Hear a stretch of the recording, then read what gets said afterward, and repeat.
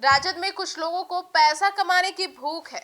तेजस्वी के संगठनात्मक बदलाव के बीच भाई वीरेंद्र का बड़ा हमला। नमस्कार, आप देख रहे हैं श्री पोस्ट लाइव। मैं हूं सृष्टि राज।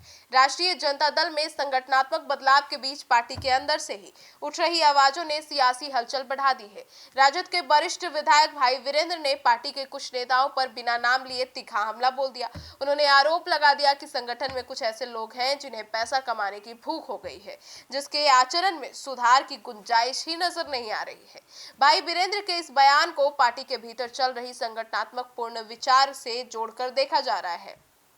हालांकि उन्होंने किसी नेता का नाम नहीं लिया और सीधे उन्होंने बस बयान दिया है, आरोप भी नहीं लगाया किसी पर।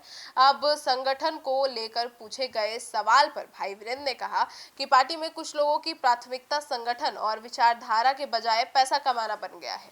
उन्होंने ऐसे नेताओं के आचरण पर भी सवाल उठा दिए। उन्होंने संकेत दिए कि राजद में संगठनात्मक स्तर पर जल्द बदलाव देखने को मिल सकता है। उनके मुताबिक नई कमेटियों के गठन को लेकर पार्टी नेतृत्व की ओर से जल्द फैसला लिया जाएगा। भाई वीरेंद्र ने कहा कि संगठन की नई संरचना के बारे में पार्टी नेतृत्व की विस्तृत जानकारी देगा और ऐसे में उनके बयान के बाद यह चर्चा तेज हो गई कि नई कमेटियों के गठन में किन नेताओं को जिम्मेदारी मिलती है और किन चेहरों को संगठन से बाहर किया जाता है। अब आपको बता दें, भाई वीरेंद्र ने सिर्फ पार्टी के अंदरूनी मुद्दों पर ही बयान नहीं दिया, बल्कि बिहार की कानून व्यवस्था को लेकर भी राज्य सरकार पर निशाना साध दिया।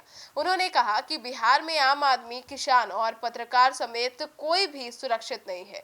उनके मुताबिक राज्य में लगातार आपराधिक घटनाएं और हत्याएं हो रही है और सरकार अपराध पर प्रभावी नियंत्रण करने में सफल नहीं हो रही है।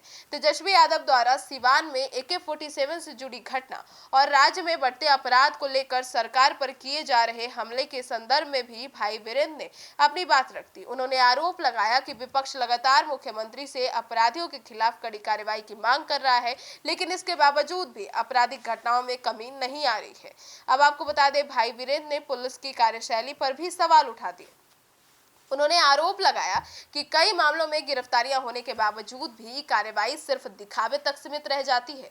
उनका कहना था कि सरकार को अपराधियों के खिलाफ प्रभावी और सख्त कार्रवाई करनी चाहिए ताकि आम लोगों में सुरक्षा का भरोसा कायम हो सके। हालांकि पुलिस और सरकार की ओर से भाई वीरेंद्र के इस आरोप पर प्रतिक्रिया इस जानकारी में उपलब्ध नहीं है। अब तेजस्वी ने जो है वो अपनी पूरी कमेटी भंग कर दी थी। आपको बता दें, राजद में इन दिनों संगठन को नए सिरे से तैयार करने की प्रक्रिया चल रही है। पार्टी नेतृत्व ने विभिन्न संगठनात्मक इकाइयों और प्रकोष्ठों को भंग कर दिया है। नई टीम तैयार करने की दिशा में कदम बढ़ाया जा रहा है। अब इसे पार्टी के संगठन को जमीनी स्तर पर मजबूत करने की रणनीति के तौर पर देखा जा रहा है। तेजस्वी यादव पहले भी राजद को बूथ स्तर तक मजबूत करने, युवाओं को पार्टी से जोड़ने और संगठन में सक्रिय नेताओं को जिम्मेदारी देने पर जोर देते रहे हैं। अब भाई वीरेंद्र के ताजा बयान के बाद राजद के भीतर संगठनात्मक बदलाव को लेकर चर्चाएं और तेज हो गई।